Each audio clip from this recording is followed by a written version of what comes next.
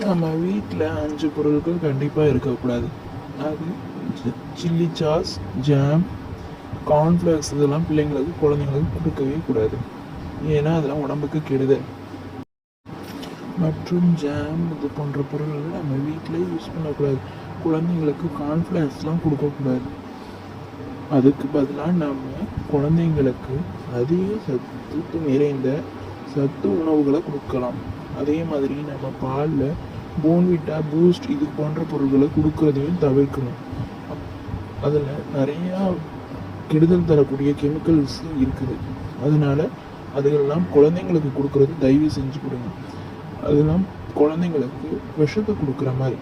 அதுக்கு பதிலாக நம்ம மஞ்சத்தூளில் கொஞ்சம் மிளகுத்தூள், மஞ்சத்தூள், நாட்டு சக்கரை கலந்து கொடுத்தா அவங்க உடம்புக்கு ரொம்ப நல்லது. அவங்கள